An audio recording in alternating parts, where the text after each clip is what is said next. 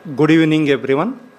A very warm welcome on behalf of Indian Institute of World Culture and the Inter-Civilizational Dialogue projects for this particular lecture. Just now we went through the gallery, seeing some of the freedom struggles what was there in 4 countries of Africa, in particular Central Africa. And it was inaugurated by Dr. Suba Chandran from NIAS, and he would be taking us through this particular lecture today. So I warmly welcome Dr. Suba Chandran onto the stage. Please, sir. Thank you. And also we are celebrating the 100th year of Patrice Lumumba, who was at the forefront of the freedom struggle in DRC, the Democratic Republic of Congo. It is also noteworthy that in this very same venue on this stage, we also had Dr. Martin Luther King way back in 1956, who addressed us all, and he was a prominent African American who also worked for the black movement in America. And closer home, one of the things which is connecting us and this particular initiative is that world culture is all about universal brotherhood and connection with people and networking. So we thought that connecting with various continents and making aware about the various other freedom struggles which was there in other part of the continent, that is Africa, is very pertinent.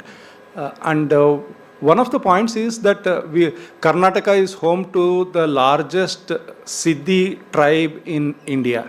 These are from the Bantu descent who came here some 300-400 years back, and they are situated all over Yellapura, Sirsi, those part of coastal, north coastal Karnataka. So they number around 30,000-40,000 of them. So they are all from African descent. So today we have a speaker, Dr. Suba Chandran. He is from the National Institute of Advanced Studies, and he is no stranger to world culture. In fact, in our previous avatar, 5-6 years back before COVID, he came here at this stage and also delivered a lecture on conflicts on Kashmir, which was well received, and he is part of the conflicts and resolution group at NIAS. So today he would be speaking about the freedom struggles and also the connect between India and Africa and its geopolitics. And before we move on with it, I would request Mr. Prasanna Kumar to come and offer a token of our gratitude to Dr. Suba Chandran.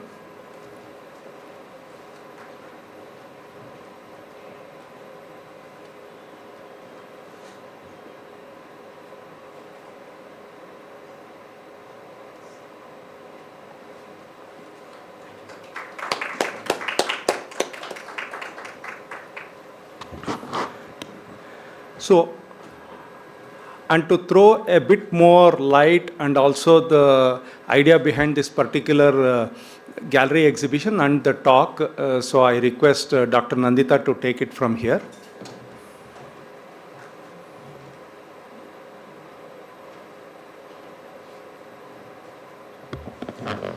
Hi everybody, welcome to this celebration and commemoration of the centenary of a great freedom fighter, Patrice Lumumba. And today we are celebrating him as a fighter for Congolese independence, for Africa's freedom, but in celebrating him as a fighter for Africa's freedom, we are celebrating him as a fighter for human freedom all over the world. As you saw in the exhibition, we recognize in Patrice Lumumba some of the same impulses of our own freedom fighters who did not shy away from sacrificing their lives for the freedom of their people. And, you know, there was a time, it's funny because even in the exhibition you can see that a lot of people have never heard of Patrice Lumumba before. But it's funny because I think maybe even a generation ago, there was a time when Indians of all backgrounds knew the name Patrice Lumumba. In fact, people all over the world knew the name Patrice Lumumba. And it is that history that we are trying to revive here today, the history of Asian and African solidarity and understanding. In addition, we are living in a time when the world is rapidly shifting. There is war, as you know, in West Asia, but also in Eastern Europe. And maybe since the first time since Lumumba's life, the West is in a deep crisis. And I think that this is a time that calls for renewed understanding between peoples of the world. And so in this time, we in India must know Africa. And Africa in turn must know India. So this exhibition and this event and lecture is an effort towards that goal. And this history which can help to unite us. So again, I'd like to welcome Dr. Chandran, but before we get to the lecture, I'll just invite Archishman Raju to read the mission statement for this series of events.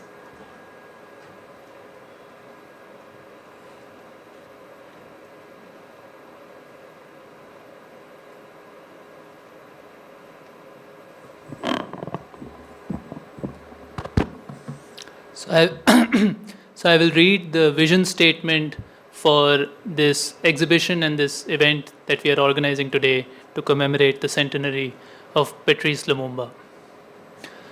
India and Africa share a deep historical relationship. Not only do we have ancient civilizational connections, we have a deep interconnected modern history. The father of our nation, Mahatma Gandhi, spent 21 years of his life in Africa. It was in Africa that he first tested his tools of civil disobedience and non-violent resistance. African leaders deeply admired India's freedom struggle, which was the first movement for the freedom of darker people, which articulated a new philosophy and a new democracy. Indians have always expressed their solidarity with Africa's struggle for freedom and unity. The world is shifting rapidly today, and relationships between civilizations and nations are remaking themselves. In a time rife with conflict and war, Asia has emerged as a force for stability and peaceful, constructive relationships between nations. We are living in a time when formerly colonized nations, including India, China, and nations of Southeast Asia and Africa, are rising to a new consciousness of their role in world history. Prime Minister Narendra Modi's trip to Ghana signals a new focus on the relationship of India to Africa. It is in this time that we celebrate the life and legacy of the great independence fighter Patrice Lumumba. Patrice Lumumba, born on 2nd July 1925, has become a symbol of the fight for freedom and democratic aspirations of formerly colonized nations around the world. He was born into a poor peasant family in the Belgian-controlled Congo. He worked as a clerk and a postal official before devoting himself to the Congolese freedom struggle. He quickly became the paramount leader in his country and won his country's freedom, and he won elections. In a plot orchestrated by foreign powers, he was removed from power, imprisoned, and eventually murdered in 1961 at the age of 35. Lumumba was a courageous fighter and a revolutionary, and we commemorate his legacy, both to understand the past and to learn for the future. The history of Africa in the 19th and 20th centuries has been a heroic and a tragic history. First, African society was torn apart with the transatlantic slave trade. Africa was then partitioned among colonial powers in the First World War, and in the First World Wars, and later its resources were plundered. Therefore, as India gained freedom, different parts of Africa were leading their own struggles against colonialism. Lumumba was part of an emerging African leadership that knew of and had studied India's freedom struggle. He was part of the leadership of the first stage of African freedom struggles. Among these were the leader of the Ghanaian independence movement, Kwame Nkrumah, who employed methods of positive action in Ghana's struggle for freedom against British colonialism. Ghana was one of the first African nations to achieve independence in 1957. The second stage of freedom in Africa included the struggle against Portuguese colonialism in Guinea-Bissau. The struggle was led by Amilcar Cabral, a freedom fighter, thinker, and philosopher, who led a heroic armed guerrilla struggle that led to independence in 1973. The culmination of the African freedom struggles was the end of apartheid and its racial and economic oppression of the black population in South Africa. This was only achieved after a long and historic struggle with principled leadership, including figures like Nelson Mandela, Winnie Mandela, Oliver Tambo, and Chris Hani. At the same time, there were Indians like Yusuf Dadu and Monty Naikar, E.S. Reddy and Romesh Chandra, both sons of the Indian freedom struggle, who would play a central role in the international movement against apartheid in South Africa. However, the struggle against colonialism and neo-colonialism in Africa remains incomplete. Many of the African leadership who sought a new democratic future for their country, including Lumumba, Nkrumah, and Cabral, were removed from power in coups or assassinated. The struggle for Pan-African unity, started by the African American activist and scholar W.E.B. Du Bois, was never allowed to develop. Conflicts across artificial and colonial borders continue to lead to strife and civil war. Our time calls for renewed understanding between the peoples of India and Africa. We cannot understand Africa without understanding the vision and struggle of its freedom fighters. Therefore, in commemorating Lumumba, we celebrate and study 5 personalities who shaped Africa's struggle: Patrice Lumumba, Kwame Nkrumah, Amilcar Cabral, Oliver Tambo, and W.E.B. Du Bois. The future of humanity will be decided by the democratic aspirations of the peoples of Africa and Asia. Africa, with its rich natural and human resources, will play a central role in the remaking of world relations on more equal terms. We call on the Indian people to know their brothers and sisters in Africa and to know better the ties of the struggle for human freedom that bind us together. The civilizations of Africa and India have known deep ties, disrupted by colonialism, which must now be restored. Our commemoration of Lumumba's legacy is part of this effort. Thank you.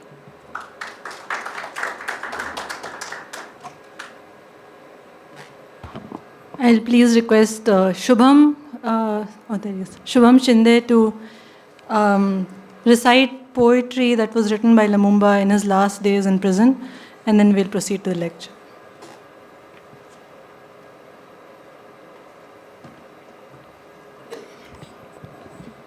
The poem is titled, May Our People Triumph. Weep, O my black beloved brother, deep buried in eternal bestial light. O you, whose dust simums and hurricanes have scattered all over the vast earth.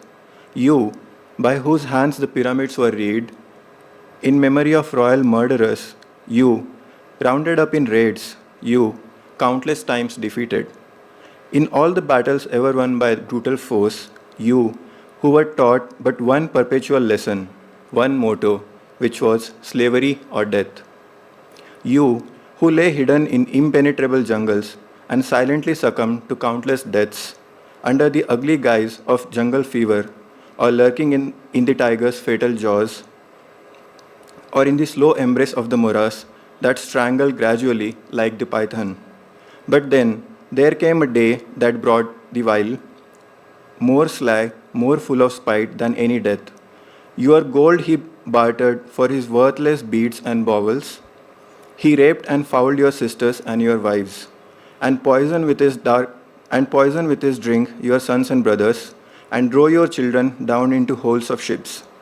It was then the tom-tom rolled from village unto village, and told the people that another foreign slave ship had put off on its way to far-off shores.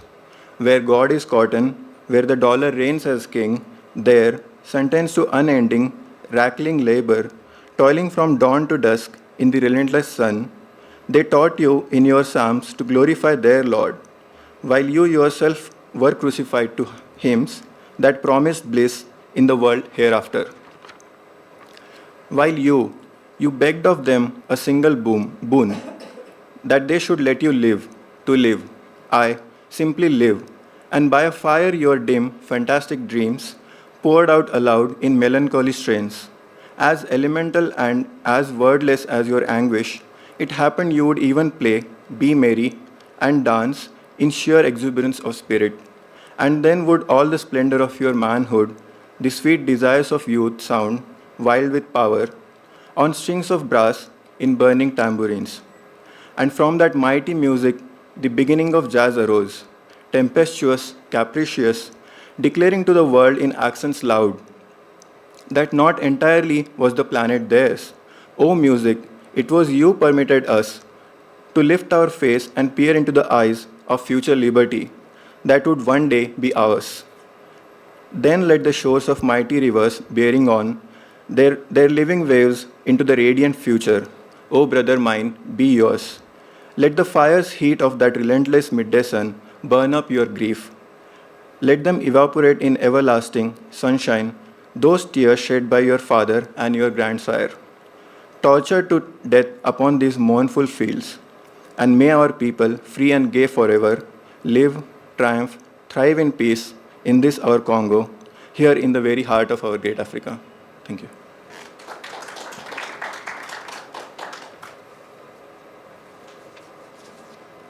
Thank you, Shubham. Okay, so I'll introduce Professor Chandran again. Professor Chandran is the Dean of the School of Conflict and Security Studies at the National Institute of Advanced Studies. He heads the Science, Technology and International Relations divisions, and he is also the editor of the Africa Monitor, which is a regular publication of NIAS. So I'll turn it over to you, Dr. Chandran.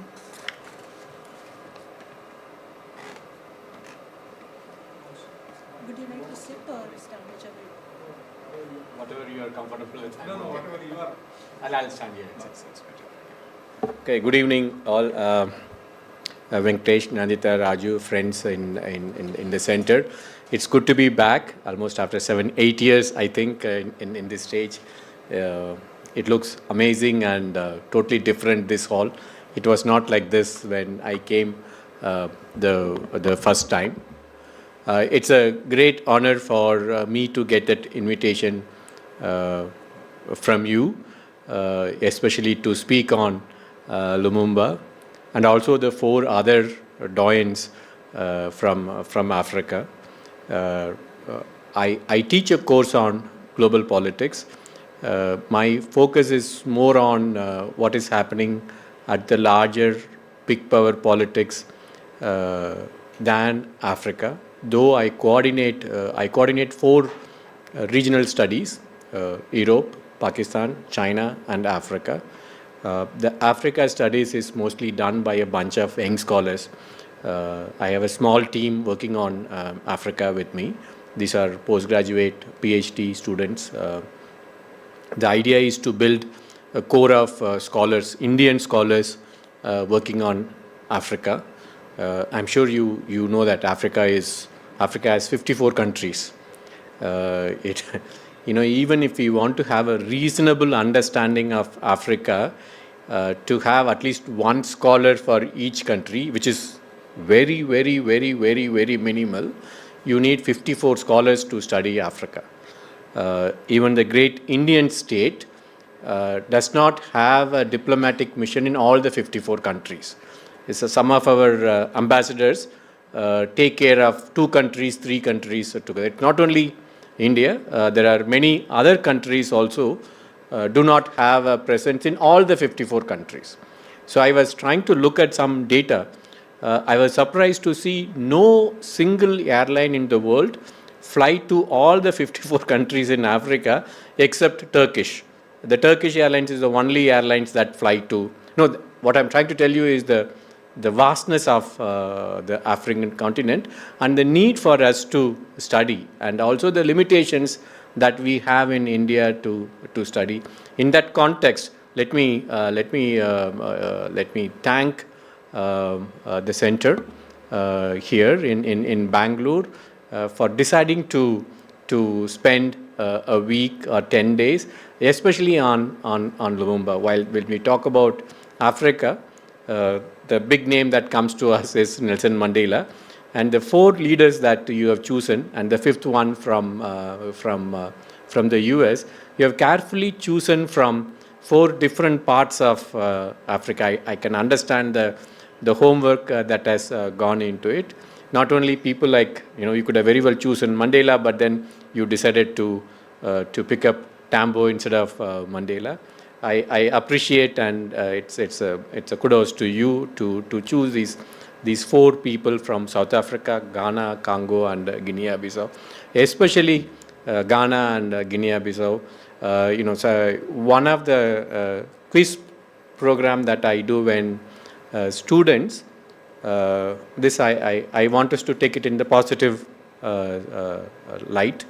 When students, after studying political science and international relations in reputed universities in India, when they come to join me or when they come to do an internship, one of the common thing that I do on the second day or the third day is I give maps of Latin America and Africa, and I tell them map 10 countries and their capitals in Africa and Latin America. These are master students with a postgraduate degree in international relations. Trust me, I'm yet to find one who could have marked all the 10 countries with 10 capitals. And if I have to give 10 names, these are the 10 names of the African leaders. Tell me where they are from. No? I'm sure even today, if you have to go to some of the universities in Bangalore and tell these 4 names that you have identified, these are big names, by the way. They have contributed substantially to where Africa is. If you have to go and talk to them and tell them these are the 4 names, can you identify which country they come from or which country they fought against? You'll be surprised that we may not be able to get. So I want you to take it in the positive light, that we need to study, we need to encourage. So I compliment the center here for deciding to work on Africa and also bring these 4 names. So let me start with a thank you note on what you have done today. I sincerely wish this this attracts a larger crowd, especially students, undergrad and postgraduate student. Maybe we may want to reach out to the students or the departments and ask them, would they like to come here on a day? Maybe at least those departments that have a political science IR. I understand some universities, for example, St. Joseph's, I know matter of fact, St. Joseph's, Christ University, they also have journalism students mixed with journalism and history, journalism and political science. Maybe it may be of interest for them. It was a great tour that you gave me, and you don't need me to talk to you. You already have done what I wanted to talk to you. So it may be a great service that you would be doing to the academic community if you can reach out to the departments. If you want me to help you, I can do that. I think if we have 10 days, I think we should get at least 3-4 departments to come spend a afternoon with us and listening to the stories that you told them. Once again, thank you and congratulations on what you have done. Now going to what I would like to speak to you, I have prepared a note in 4 parts. In the first part, I would like to speak to these 4 people, 4 plus 1, 5. One is from US. 4 plus 1, you have already given us short note on them. I'll just try to summarize their larger contribution to African politics. In my second part, I would want to look at, yes, these are great leaders, have done great sacrifices. You listen to Raju and Nandita talking about the sacrifice that they have gone through. Lumumba was tortured, prisoned, tortured and killed, and he was 35. When he was killed, he was 35. One of the youngest leaders to become a prime minister of a country and to have gone through. True that they have gone through the sacrifices, but where is Africa today in the larger global politics? So that's the second thing that I would want to talk to you, where Africa is. I think we should have an impassionate idea of where Africa is. And the third one in kind of where Africa is heading towards. And then the fourth part, I would like to talk to you on where India, Africa stands and what we can do. So I'll make them brief. Don't worry, I'll not run short. Well, I'll just make them really brief. The first part, these 4 plus 1, these leaders, they are not just political leaders. They are philosophers in their own right. If you look at what they have written, the slogans that they have come up with, so they are not just political leaders who fought against a colonial master. That would be doing an injustice to them. They are philosophers in their own rights. Maybe Du Bois may not be as big a leader as the others were because he was not there in the scene. But some of the work that he has done, if you ask me, and he's an African American. He was the first African American to have a PhD from Harvard.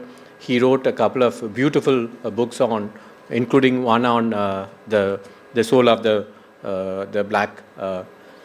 I consider his work as a starting point for the Black Lives Matter movement today.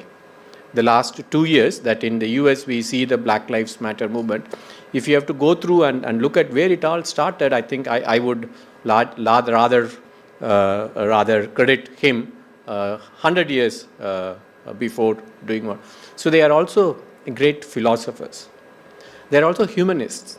Why I underline this, I would like to underline this word humanist, because had they been here in today's context, many of the violence that we witness in Africa would not have happened. I'll come back and I'll talk to you, especially in Congo's background and with the Lumumba in the background, what Congo is going through now and what Congo would have avoided if only Lumumba is stayed for a longer time or was not killed in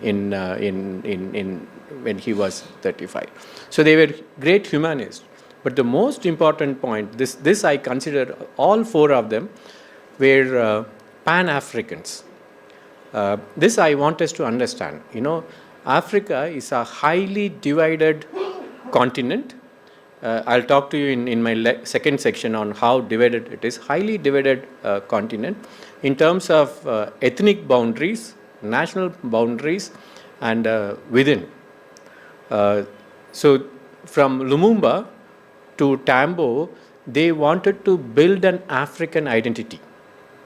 So they are Pan-Africans. In fact, the African Union that we have as one of the leading one, it was started by these people as Organization of African Unity. So besides the political leaders, the philosophers, the humanists, they were the early leaders who thought Africa as Africa. So the idea of Pan-Africanism, I still, as a scholar, I would consider it has not picked up yet, but these were the founders of the idea of African identity. If you go and ask, I don't think if you ask anyone in any of the South Asian country, what is your identity? It would be our ethnic identity, national identity. I don't think our regional identity, I don't know how many of us will tell I'm a South Asian. No? So it is very important, this identity of the region is very important. This is where Europe is ahead of other regions. The identity, the European identity, Europe could have a European Union today, despite the 2 wars and multiple wars that they fought earlier. Europe could have that identity because of Europe could have that development and have European Union and have a currency in their own name because of that strong European identity. Of course, they are still Germans, French, that they are, but then they carry that European identity in their shoulder.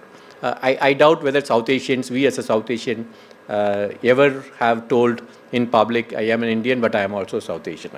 I don't think a Pakistani would say, I'm a Pakistani.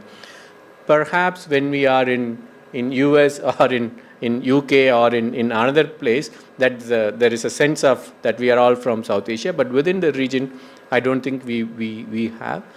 In Africa, it is the case. In fact, Africa has a regional divide in the north, center, south. These were the people, even today, Africa does not have that African consciousness, if I may exaggerate a bit and tell you. But 6 decades back, 7 decades back, thinking about an African identity, I think they were much ahead of their time when they were talking about a Pan-Africanism. The idea of an organization for African unity, which later became African Union, I think the idea came much before we thought about a SARC. Our countries, the countries in Southeast Asia thought about ASEAN. These leaders were much ahead of their times. So these are some of the points that I would like to make on these 4+1, 4 African leaders and African American leaders, well ahead of their times. It's this. So I'll conclude my first part. I'll move to the second part. This is also equally important. Where does Africa stand in global politics today? Yeah.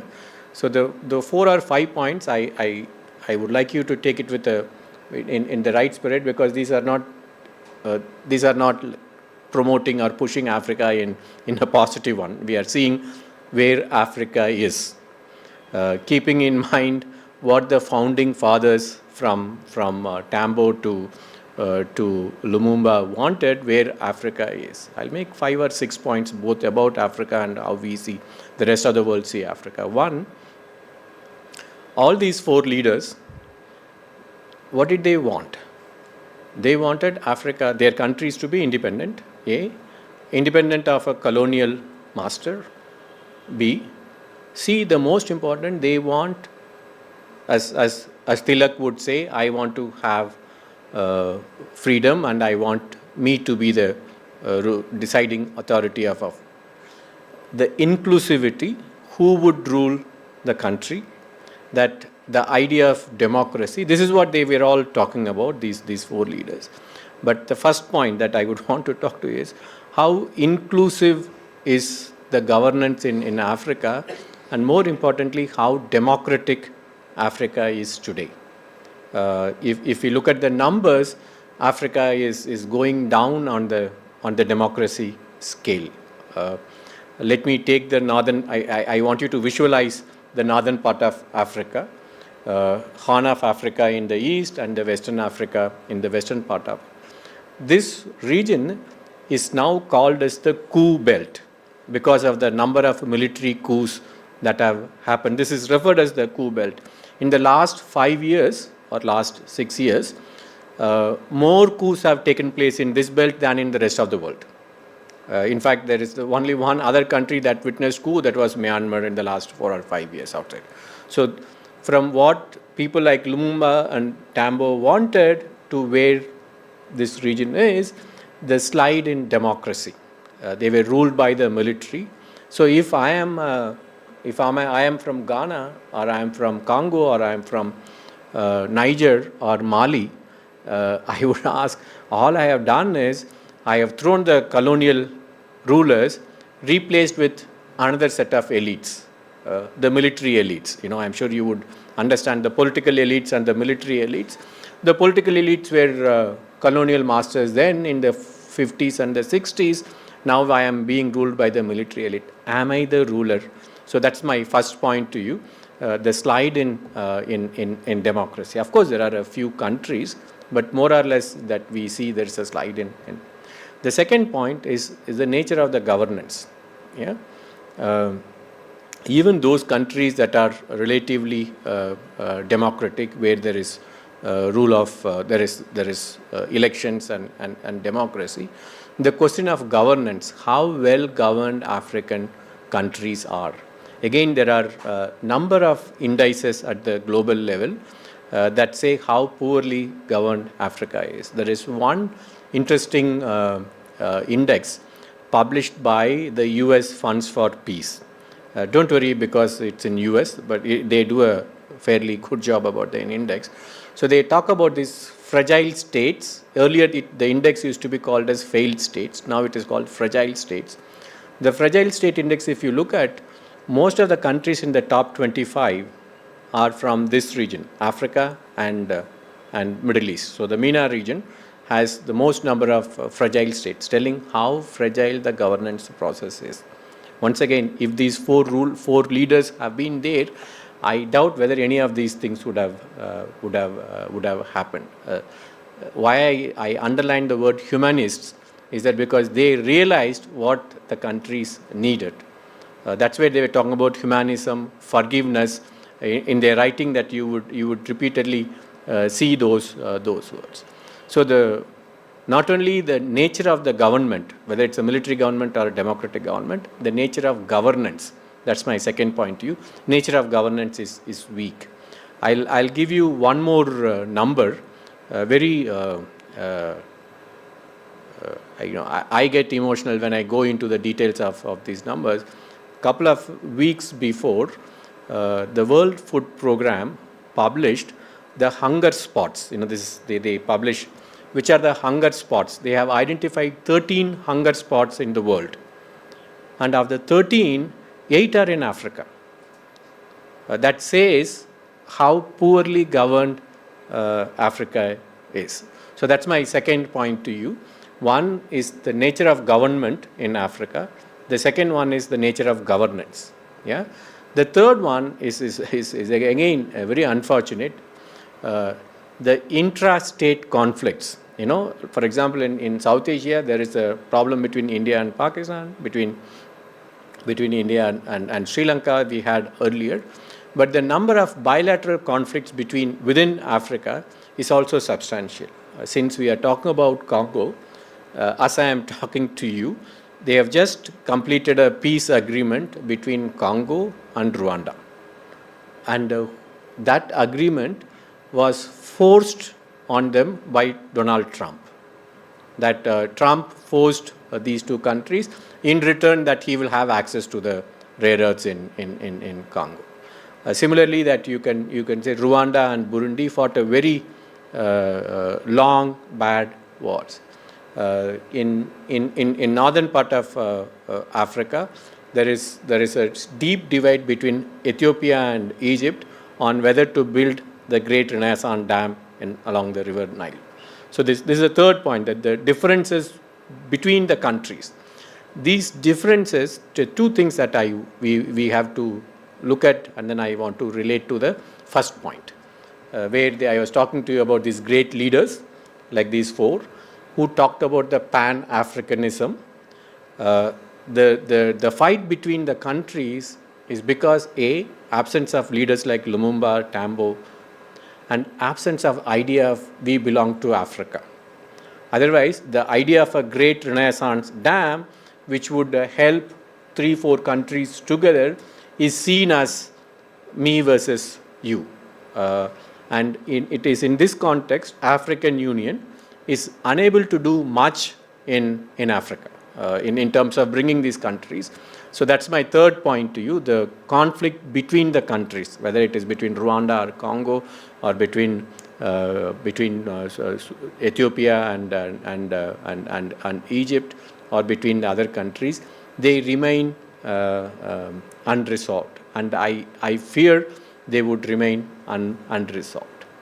The fourth point that I would like to talk about in this is the continuing.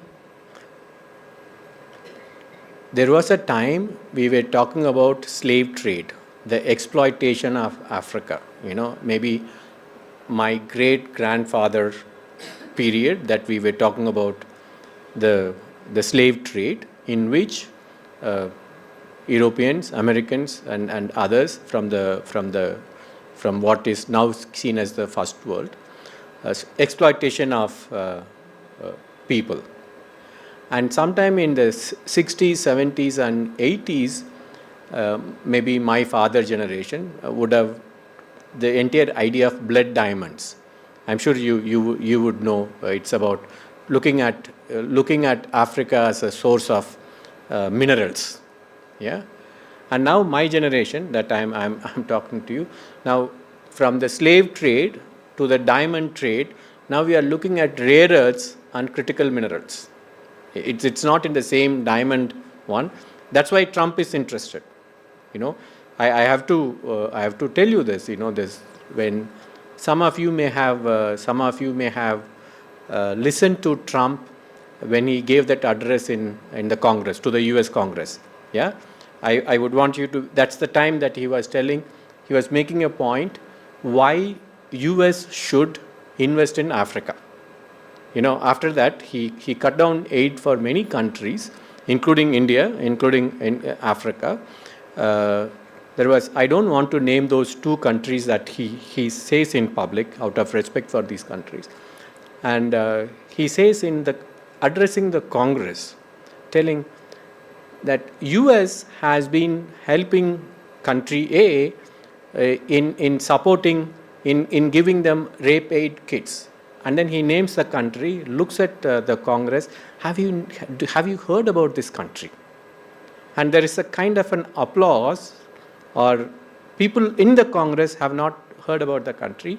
But as a head of the state, you don't talk about a country, however small it is. You don't look at what he was doing in the US Congress was demeaning a country that it's so small, I have never heard about you, thereby you don't need my support.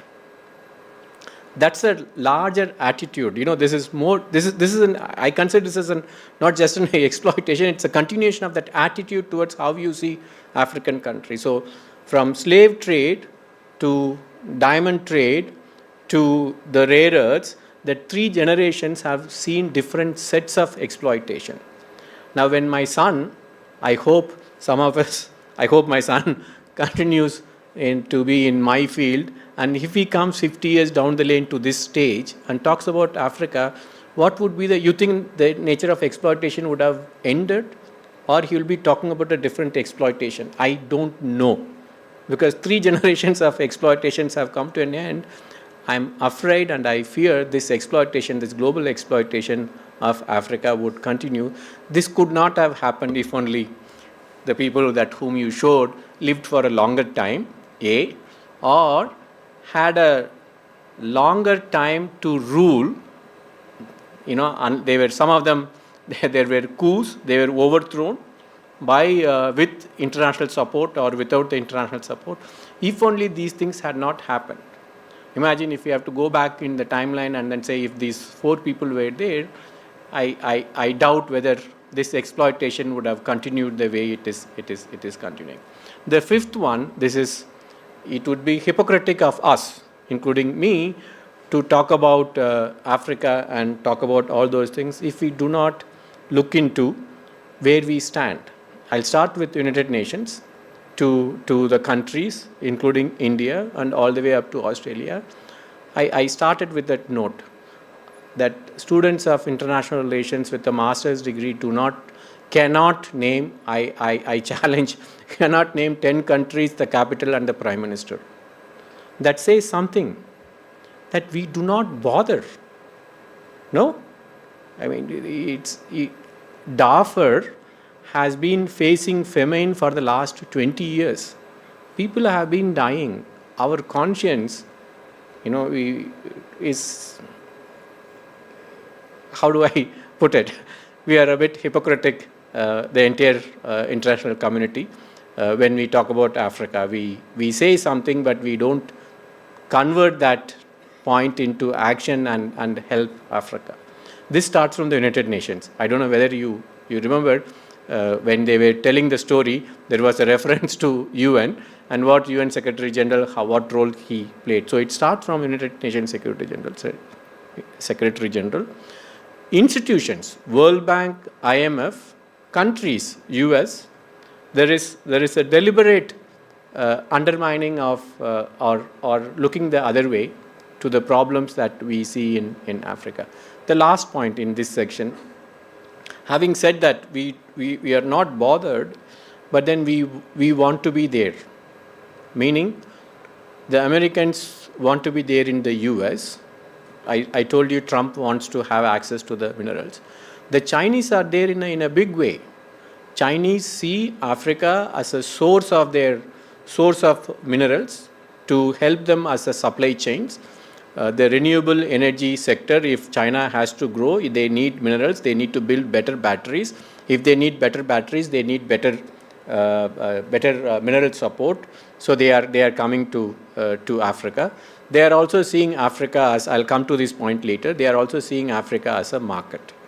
So what the British did to us 100 years back, the same we see, the Chinese.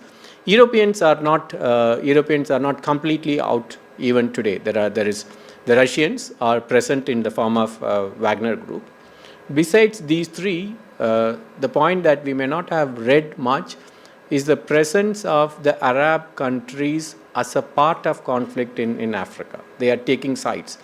I'm surprised to see Saudi Arabia and UAE taking sides in Sudan. In Turkey, Turkey is a big player in Africa. So this is my last point, how the world is looking at Africa and how Africa is. Now let me move to the third part. Is that all negative or is there something that we may want to cherish about? Yeah. The first point, the most important point, Africa, in terms of numbers, it's a big continent, but the most important number that I want you to remember is this. I'm sure we all consider India as a young country. I'm sure you would know India is a very young, so is South Asia is a young region. In India, the median age is 28. Yeah? So the Japanese are aging, the South Koreans are aging, Americans are aging, Europeans are definitely aging. I'm sure you would have come across this age pyramid where the ideal, the pyramid is a strong base, the younger one at this, from 0 to 15, 15 to 25, that's a pyramid that you talk about. Less elderly and more of working population, youth population, that's a pyramid that we talk about. In Japan, it's an inverted pyramid. There are less number of youths and more number of elderly people. It talks about how young Japan is or how young South Korea or Europe, most of the European countries are. India, we take pride. 28 is our median age, and 60% of our population is below the age of 35. That's the number. I'll take to Africa. What do you think is the median age of Africa? 18, 18, teenage. Yeah? And I said 60% of below 35 years, in 25 years, below 25, that they have 60% of the population are below 25, meaning this is the youngest continent in the world, teen continent. Yeah? So I see this is one big positive aspect for Africa, that there is still future for Africa if Africa wants to change the course, or if we, when I say we as the international community, if we grow conscience and if we want to invest, who knows, in the next 30 to 50 years, the 4 leaders that we talked about, they were all self-made leaders. We can nurture the youth. I underline this point because I want to come and talk about this at a later stage. We can nurture the youth. They don't have to go to US. They can come to us. They can go to Southeast Asia. They can learn, because we are all a part of, remember, the great global South that we are. That we can help each other to learn better. So I believe there is still a great future for Africa if we can tap into this talent. So that's my first point, the great future that Africa possesses, the teen continent. 18, which country can take pride in? I'm talking about the entire continent, 1.5 billion people, 65% of them less than 25 years old. So this is one great future. The second great asset that Africa has is its geography.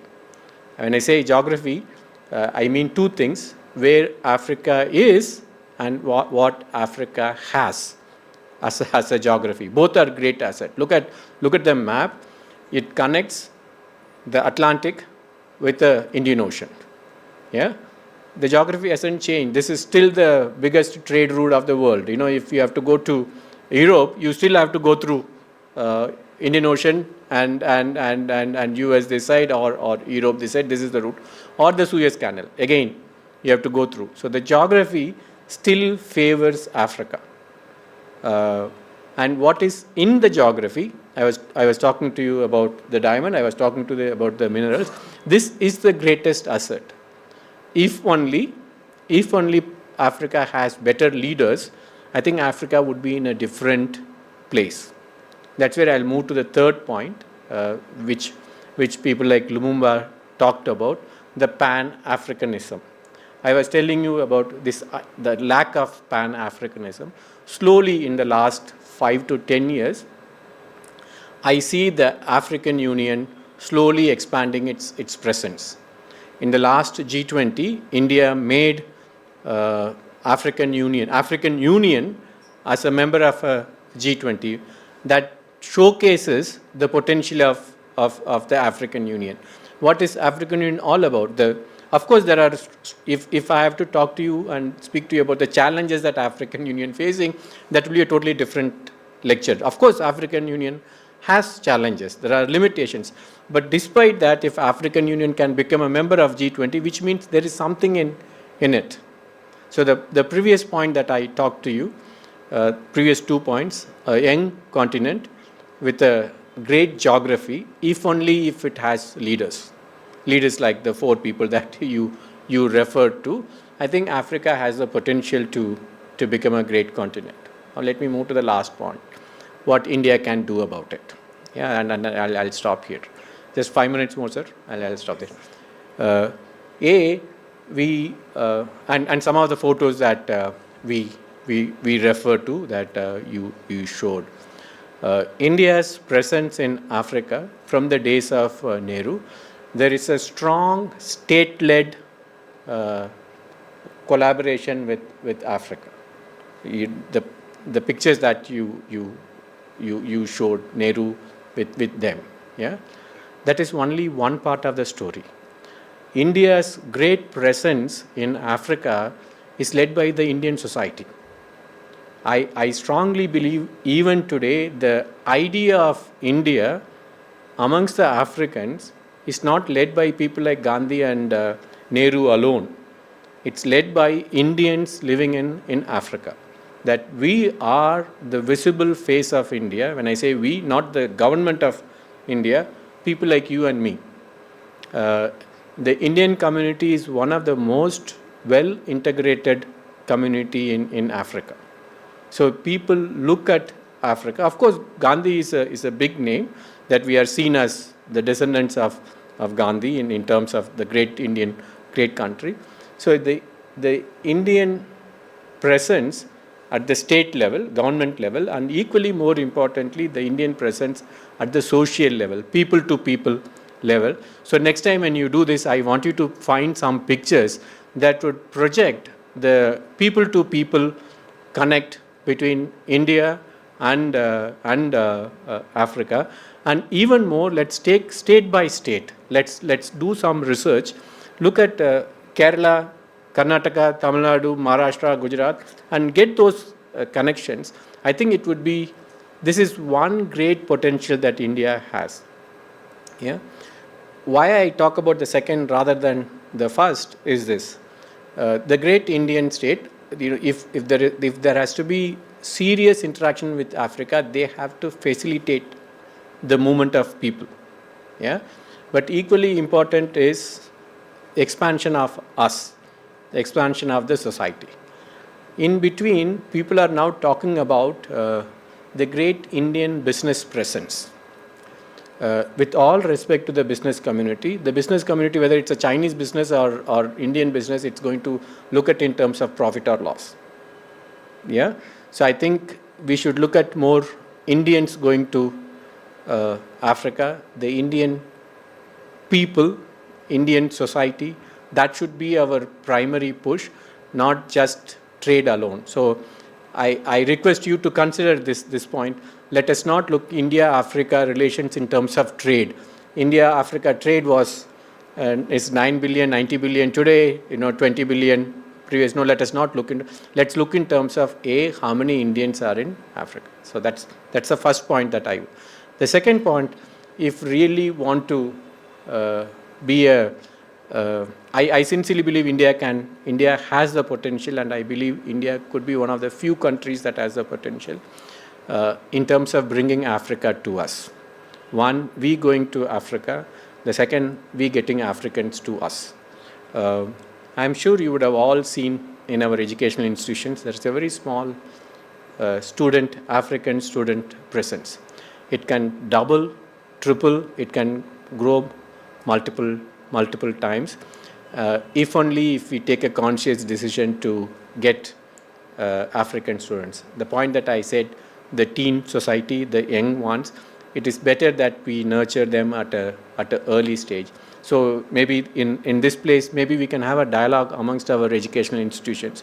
We are going to many other countries. I'm sure Christ, St. Joseph's, other universities are going to many other places. I think we should be able to reach out to Africans. We do take pride in telling we have traditional medicine. People from Africa are coming to Kerala or coming to Karnataka. That is one aspect of it. But an African student coming here, living with us for 3 years, 5 years, getting a degree, it would be a great change maker for us. So that would be my strong recommendation. Let us target the teen continent. That would be a great capacity building and the nurturing of African minds, and also building bridges with Africa for the future. And the last point on this, this is a recommendation or for your consideration, what this institution and my institution can do on this. As I told you, I run a program on Africa. I have a small group of scholars working with me on Africa, but we look more on politics and conflict, such a boring politics, and they are, but I'm hoping they are not as boring as me, but really relatively exciting. I have a small program. We publish a monitor, monthly monitor on Africa, and this year we have published a annual. I just leave a copy to you this year. So we have a small group working on Africa, but mostly looking at from an academic discipline, politics, conflict, international relations. But you work on culture. You are in a totally different field. I think we can come together. Let us bring one set of knowledge. You bring one set of knowledge. We can host. If only we get, say, 50 to 60 African scholars studying in different institutions in Bangalore to come to this hall. I think that would be in a different league, no? Maybe this year we get 50 students from African continent to come and interact with us. Next year we do 100. The following year we do 200. Why don't we, that's my second recommendation to you, why don't we do a Bangalore dialogue on Africa? That I can help you, my institution can support this, organizing this dialogue. If funds are an issue, let's go to the Ministry of External Affairs, that tell them we are two institutions, one working on culture, one working on academics. Would you be able to support? We don't want big one. There are already students here, African students here, from Mysore to Chennai. We can get, even if we get 100, I think that would be a good number for us to start. If we make it as an annual, in the next 5 years, I'm confident that we can have 500 African students in this hall. Imagine if we can do it for the next 10 years. I think that would be the greatest contribution that we can make to contribute to Africa. So if the exhibition is starting, let's take this forward. I rest my case. Thank you for listening to me.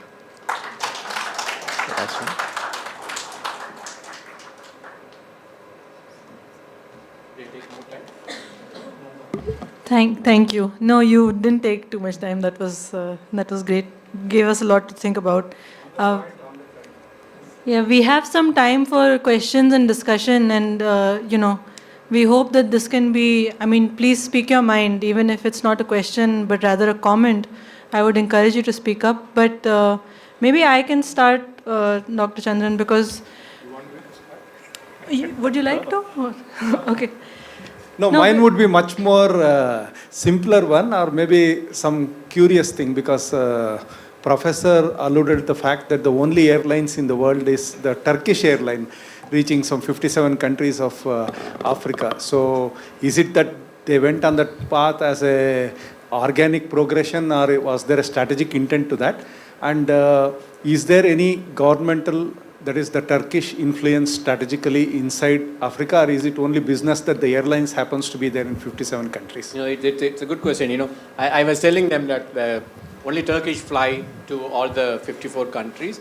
It's historic business, both. There are two reasons. The historic reason is right from the days when Turkey was an Ottoman Empire, it was a great seat of education. So many African elites would send their children to Turkey. And Turkey also has, because of the religious connect, north of Africa has a strong Arab, Muslim connect. So the elites many elites went to study to Turkey. So this is a historic connect. So that continues. My great father went to that university, so my father goes. So there's the second one in terms of tourism. Turkey is Istanbul is a great honeymoon place. It's a great tourism place, and the Turkish Airlines want to capture this market. So of course the state, the Turkish state see this as a part of exerting its influence. For example, in Libya, northern part of Africa, but the connect is more than just the government led. Yeah, maybe I'll just ask one question to start the discussion, because you talked a lot about the crisis that Africa has faced over the last, 50 years or so. And in my understanding, that crisis has been tied to the fact that there is neo-colonialism in Africa, and that the elites who rule many countries in Africa are tied into basically the Western system, which extracts things but does not allow the development of infrastructure within Africa, their own manufacturing, their own infrastructure. And in this time, we're seeing there is a crisis in the West. I mean, I think Trump is a contradictory figure, because on the one hand, like you said, he is looking to Africa as, he's not an anti-racist, let's put it like that. But on the other hand, he's also dividing himself from other European powers, which is unprecedented in American history. So in some sense, the West is facing also internal economic, political crises. So does that open up space for a continent like Africa? And you mentioned China's presence there. I guess we're also trying to understand, why is it that a lot of African leaders are turning to China rather than the West, which they have been dealing with for the last 40, 50 years? Why is it that they're turning now more towards China? So I guess on that. It's a good set of questions. All of them are interconnected. First, on neocolonialism, true, there is an element of neocolonialism is in Africa. But let us also not ignore why the governments are weak, why there is so much of a military intervention I was talking to you about the coup belt in Africa, why the military is stronger. I believe, or this is my explanation, the military is stronger, or the military elite is strong because the political parties in Africa are weak. You look at countries like South Africa, Mandela and Tambo, whom we refer to, they were able to build the ANC, the African National Congress, through ideology. Of course, they were highly influenced by the Indian freedom movement, Indian National Congress, Gandhi. But the leadership was able to give them a platform and a party. Today, that is being questioned. Many are questioning where ANC is going towards. So one is neocolonialism. The other one is the ability of the leaders or the countries to have an effective party system, political parties. The third explanation is, it's very unfortunate, especially among the military elite, there is a high level of greed. Yeah, this greed is, that would answer your last question, why people are going to China. States are not going to China. The military leaders or the political elites are going to China because China is able to bribe them. Unlike the West, Europe still wants some kind of an accountability. If there has to be a project, World Bank, IMF, some of the European Union projects have strict, you have to fulfill A, B, C, D, E, F points to have that project. When the Chinese loans or Chinese project comes, it comes with no strings attached. So if I am a leader, if I want to get a project to Africa, it would be easier for me to get it from China. This is where even India has a problem in getting the projects, because India is equally bureaucratic. Chinese are less bureaucratic. By the way, it's not only India. India, Japan, and South Korea are three big Asian countries other than China to wanting to have a larger presence. Taiwan as well. We want to have a larger presence. Perhaps it's time that the four countries, India, Japan, South Korea, and Taiwan, have a common understanding and invest in Africa. The larger point on this is, besides the greed, lack of political parties or their influence in Africa, the bigger issue is, including sometimes I fear that even us, India, want to invest in Africa because we want to not give that space to China. So China seemed to become a bigger factor in our investment, and I say our, the global investment, the Americans, Europeans. Why are the Americans wanting to come to Africa now? Not because they want to help Africa. They do not want China to have a larger presence in Africa. So it is not Africa specific, it is preventing China from having a hold over. Any other question? Yeah, go ahead, please. Good evening to all of you. I just want to share my experience. I have been lucky to be posted in DRC Congo in UN mission for about 15 months. So I have interacted closely with the society. What Professor has brought out, most of the points are correct. There are some additional points which I want to make. Firstly, the African society is quite divided. They have tribal affinities. Then the society is not empowered.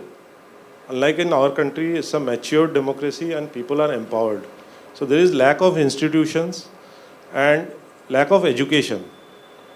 And because of this, the Western countries are able to take a lot of advantage and they are able to get into these countries and exploit.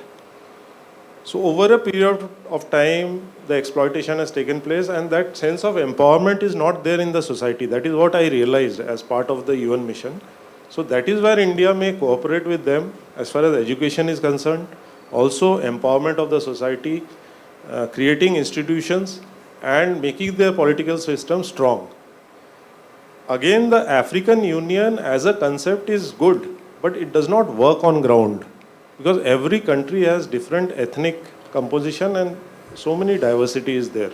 So like East African countries, they do not cooperate with West African countries. So very recently, East African countries led by Kenya and Rwanda, they formed East African Union and they collaborated. So these are the things where we can, I think as India being a big democratic power, can engage with them proactively and contribute. Thank you. No, I agree with you, sir. Africa is, at the societal level, it's a deeply divided society. It's divided on ethnic basis and also tribal basis. But having said that, so is India's northeast.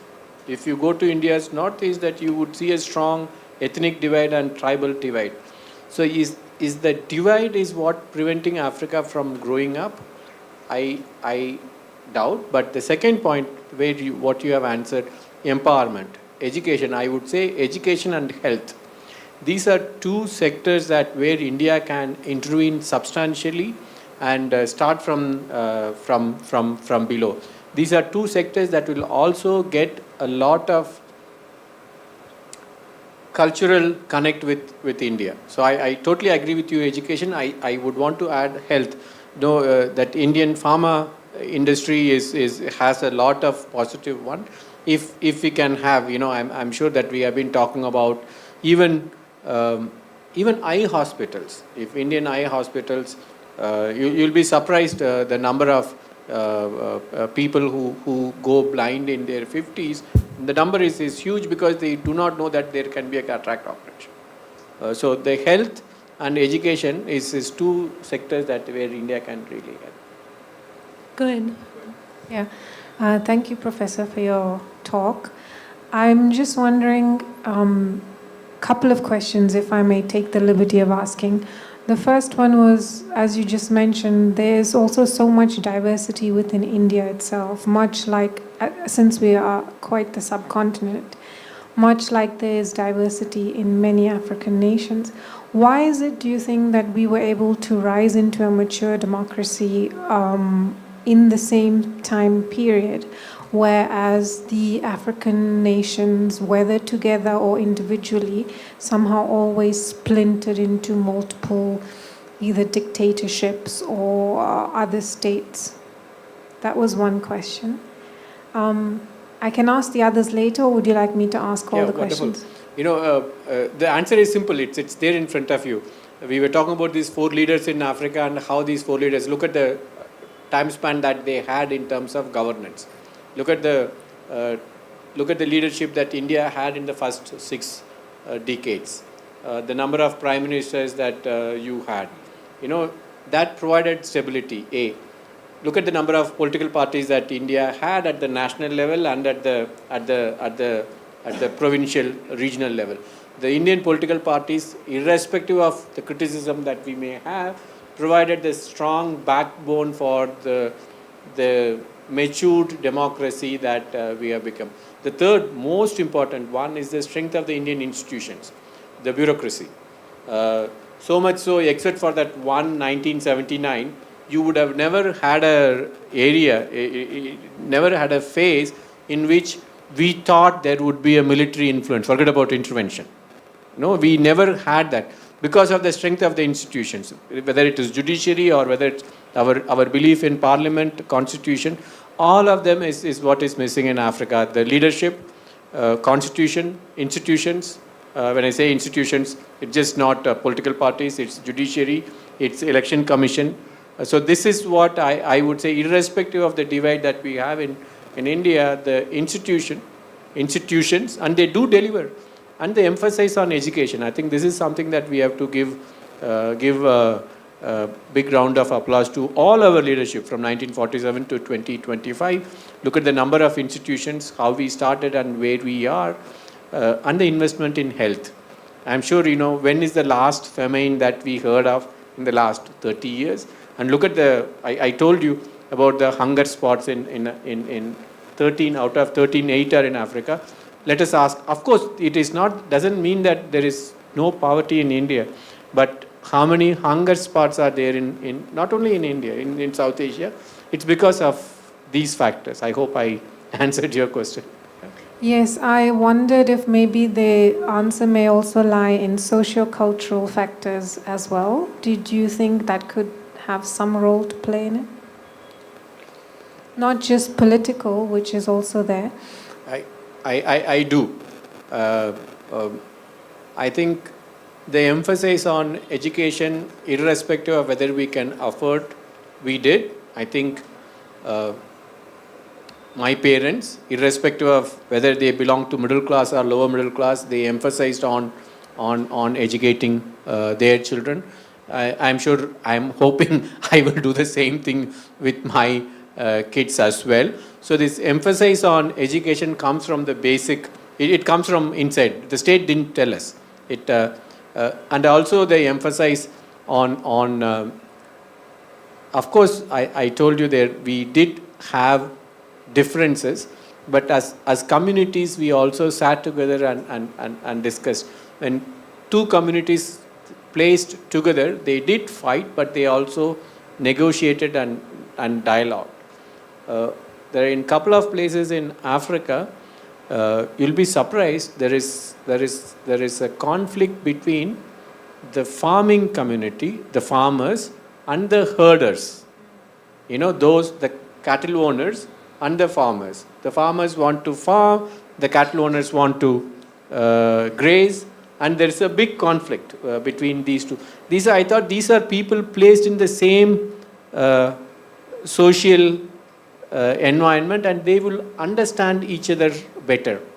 So that's the point that the previous intervention he made, the deep social divide. But despite that, I believe if the institutions are stronger, they could have been managed. Well, can I add one thing before you move on, Anu? Because, one thing we realized while researching this exhibition is just our freedom struggle. I was telling you before, our freedom struggle was 100 years long.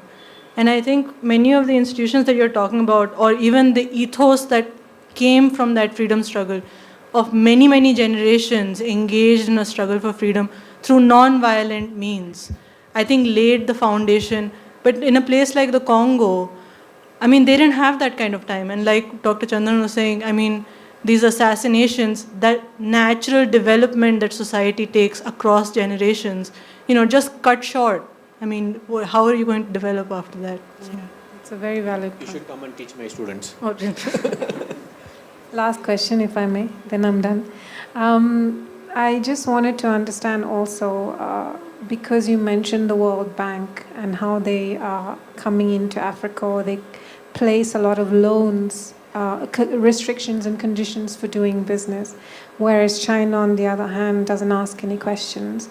And also, if you note that in India, when the British left, they really left. There was no part of our land that they took, and nothing of our resources that the British aristocracy can lay its hands on without going through our institutions. Now, I grew up in Zimbabwe actually, and I saw what percentage of the natural resources of South Africa, Zimbabwe, and Zambia the colonials still owned. So there were generational families that stayed there, that took hold of the resources, almost 95%, which then belonged to small 10%. yeah.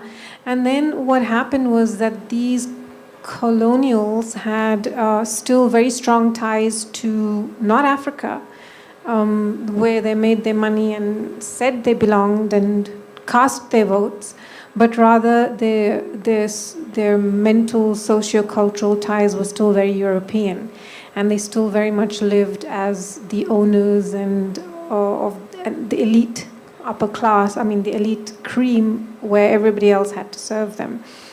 My question is, do you think that China's intervention in Africa, not so much intervention as doing business in Africa, is actually a good thing for the Africans, because now they have an opportunity to choose, whereas earlier they had no opportunity? And if you look at what's happening in West Africa right now with Traoré, and how they have sort of ousted the French out of the region for the horrendous way in which French corporations were looting the resources of that part of Africa.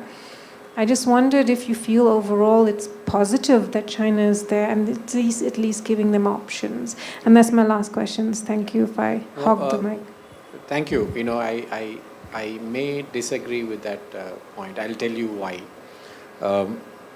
It's not that I'm a fan of World Bank or IMF.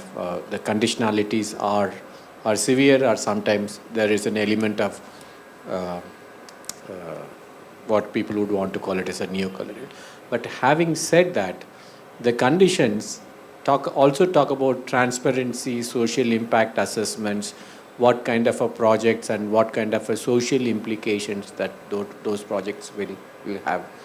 I still believe some of these projects would definitely benefit the middle and the lower classes, or they are much more conscious of that. Whereas the Chinese projects, I'm afraid it's going to help the elites. You take the two cases in South Asia, one in Sri Lanka and one in Nepal. They developed two airports, one in Sri Lanka and one in Pokhara. A high level of corruption, and it's of no use to the local people. And at the end, the state is indebted to China more. This kind of what I was telling, the impact assessment, who will benefit, whether that project is needed. That kind of a regulation, I believe, is much better structured in Europe, IMF, World Bank. But I do agree with the first point that you said about in Zimbabwe. South Africa has a larger one. In fact, that's what Trump was talking to when South African president was there recently. How that the white Africans needs to be protected in South Africa. I take that point, and I'm fully agree with you. does China provide an alternative to African countries? It's a point. It does provide the African states, South Asian states at times even, they use Chinese to play with us, to negotiate with India, to negotiate with us. It does give a leverage, or it gives space to Africans, but which African are we talking about? Is that the elite which is equally predatory? I believe that is equally predatory. Whether it's, that's where I believe World Bank, IMF would ensure an element of accountability when it compared to the Chinese projects. It would be even more predatory. I hope somewhere I convinced you. No. Yeah, maybe just Professor, one last. Who's speaking? I can't actually see. No, Oh, no, I just had a question regarding the educational level. For any revolution to happen, we saw that the print or maybe the journalists, they play a significant role in any country in making up some of their thoughts and the direction which the society acts, and even the civil society. You spoke about the education level and the poor and also the hunger index, where 8 countries are already there in 15. But given the new technology, is there a change there in terms of using those small technologies like a ham or a radio to drum up support, make them much more aware of their rights, and the cohesiveness and the teamwork which is required for a progressive, that particular country among those 54? No, Maybe we can take this last question and then end. Yeah. Hi. So my question is based on your prognosis for Africa, which you talked about. Just wanted to bring up 2 missing links on the future, which is artificial intelligence and climate change. So as far as artificial intelligence is concerned, there's this entire view on Africa, especially with this population dividend, of it being this data indexing, data farming place. It's already happening in Madagascar and Kenya, where young Africans are being asked to, be these neo-slaves doing data indexing for artificial intelligence. And similarly, climate change is going to affect Africa, especially Western Africa and the islands quite a bit. So what is your prognosis, and what is the Pan-African thought on these 2 phenomena which we are facing head on? Okay. On the first point on media, especially in some countries, we see, for example, Nigeria, Kenya, the recent protests for better governance against some of the governmental policies. I was very surprised to see protests in Kenya and Nigeria to the level that they went, that could not have happened had it not been for the influence of media. It need not necessarily be print media, I think social media. So there is an element but these are limited to, I missed that point when I was talking to you about how teen the continent is. Urbanization in Africa is quite high, it's 45% now, and it's expected to be somewhere around 60% by 2050. So Africa would see more cities. So that the point that we refer to, it's more of an urban phenomena, the social media presence, expansion, protest. But it does take place in a few countries which are relatively democratic. Even Ethiopia could not reflect, because despite Abiy having a Nobel Prize, he put down the opposition very rudely in Ethiopia. So I do take that point. On the last two questions, on AI, it's a good question. I don't have an answer. I have to read. Maybe I'll come back to you after reading it. I have not read, so I don't want to give an answer. On climate change, this I want you to take it with a pinch of salt. There is a lot of scholarship today linking everything with climate change. For example, there is climate change is leading to conflict, climate change is leading to violence, climate change is leading to famine. Yeah. I strongly believe it is the absence of governance that is, and its inability to address the climate change implication that's resulting in conflict and whatever the ill effects, not climate change per se. It's just not the cause and effect. I strongly believe in that. There is so much that I can talk to you on this, because I work on my team works on conflicts. Whether the relationship is cause and effect, I'm not able to link. Because there is one vertical. There are countries that still face climate change, but do not have the same effect that we see in Africa because of better governance, investment in education, investment in early warning. There are countries that do. We saw that in US recently. What led to those things that we saw in Texas, or what happened in Europe? It's just not directly linked to. Some countries are able to cope up with better because of the institutions. I hope I answered that second question. He'll just let him ask, then I'll pass the mic to you so you can hear him. Sorry, I had just two quick questions. One is more theoretical. When you think there's a crisis of governance, I mean, I would say that's a crisis of the state. And if we are dealing with nation states on boundaries that were built during the partition of Africa, roughly, I mean, these nation states are, I would say to some extent, maybe unviable. And we're not just dealing now with the crisis of state there, but we're dealing with the crisis of state in the West. Right? These states are no longer. And so is there discussion on alternative state forms? The Chinese like to say it's civilizational state. But are there discussions on alternative state forms in Africa? So that's the first question. The second is, I think, the question of the Africa vis-a-vis the West. I mean, I don't think we can ignore the burden of history. There's colonialism, there's racism. I mean, who are the countries that supported apartheid in South Africa? It was the United States and Israel. It was not India, it was not China. And we, on the other hand, have a history, I think, to be proud of in how we've supported the anti-racist struggles in Africa. And so what role do you think racism plays vis-a-vis the consciousness of the African people in the West and, the relationship to Asia? Maybe you can pass the mic to him. We'll end after your response. Go ahead. Okay.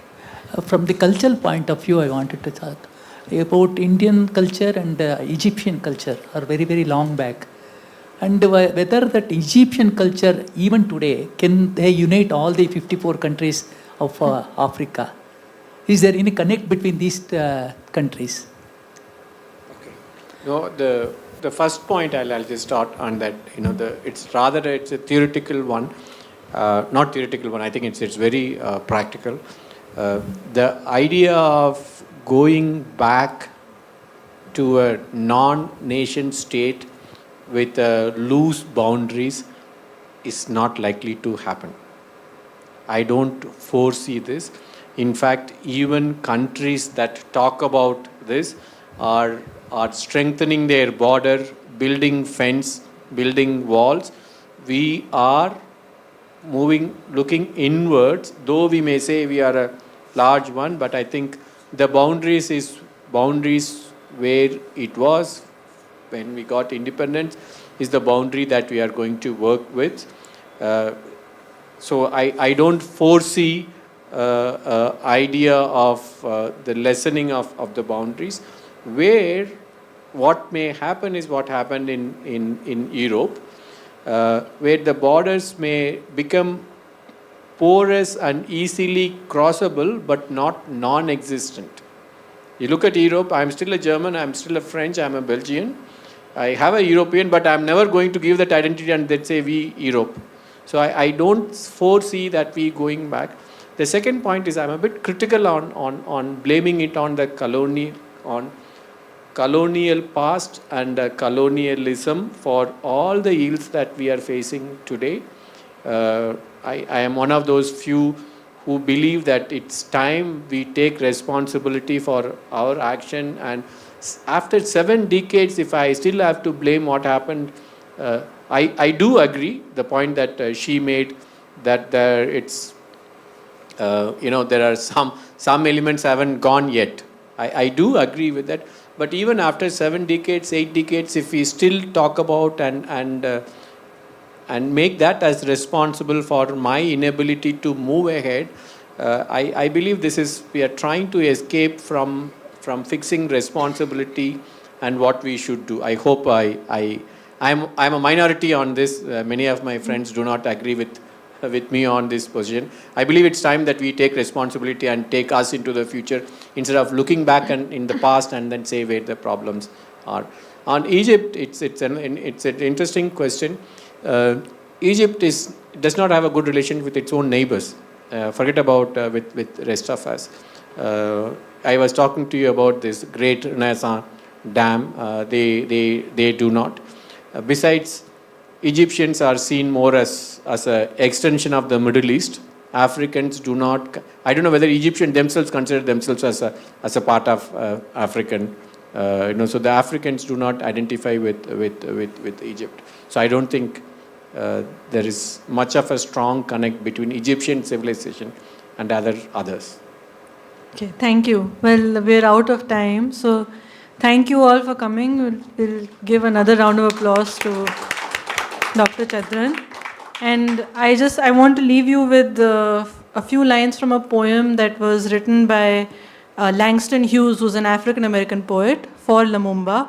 He says, "They buried Lumumba in an unmarked grave, but he needs no marker, for air is his grave, sun is his grave, moon is, stars are, space is his grave, my heart's is his grave. And it's marked there. Tomorrow will mark it everywhere." So thank you again for coming, and hope we can continue this discussion. Can I give a copy of my Africano to you? Yeah, of course, of course. So please. Hope this builds Maybe- a bridge between the two institutions. Yeah, he should really accept it. Let's go ahead. So this is our first annual Africa. Hope to work together. Okay, thank you, everyone.